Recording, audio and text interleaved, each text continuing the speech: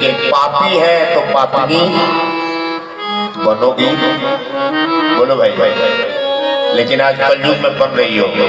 अगर पापी मुर्गा खा रहा है तो तुम भी मुर्गा का टांग चबा रही है, हिस्सा तो बांट रही हो तुम। उसने कहा कि मैं आपके पाप में साथी नहीं बनूंगी। पत्नी का धर्म है पति को पाप से बचाना, पत्नी का धर्म है पति को धर्म के रास्ते पर ले जाना, पत्नी का धर्म है पति को पतन से ऊपर उठाना। इसलिए मैं आपको नीचे नहीं गिरने दूंगी और आपके पतन में मैं कभी साथ नहीं दूंगी। अपनी पाप की कमाई आप ही भोगेंगे। और तब रत्नाकर ने कहा बस क्लियर हो गया, अगर तू हमारे पाप में साथ नहीं देगी और नहीं बांटेगी तो आज के बाद तुम लोगों के लिए मैं पाप क्यों करूंगा। तुम भी धर्म पत्नी बनो, मैं भी धर्म का पति बनूंगा। और चला वहां से, सत्संग हो गया। देखो पत्नी ने सत्संग करा दिया, पत्नी ने सत्संग करा दिया। और ऋषि ने जो बात कही थी पत्नी ने पक्का उसको मुहर लगा दिया कि पाप की कमाई में कोई साथ नहीं देगा। समझ गया ऋषि की बात सत्य है और भागे भागे चला गया और नारद जी के पास पहुंचा।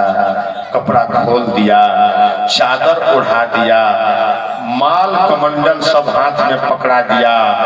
देखो ये ज्ञान है। जब आत्मा जग जाती है कि ये धन दौलत मेरे काम नहीं आएगा, पाप है, और तब कह रहा है ऋषिवर ये धन भी तेरा, ये तन भी तेरा, ये मन भी तेरा, ये जीवन तेरा। पैर पर गिर गया, गुरुदेव मेरे जीवन की नैया डूब रही थी, आपने मेरे जीवन की नाव को बचाने का रास्ता बता दिया। आज से मैं आपके चरणों का दास बनूंगा और मैं आपके साथ चलूंगा। अब डंडा उठा लिया नारद जी, पासा पलट गया।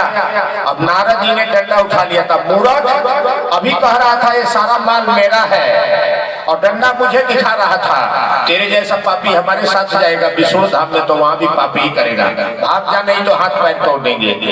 उसने कहा मार डालो जितना मारना है। अब ये बंदा भागने वाला, इसका नाम है ज्ञान।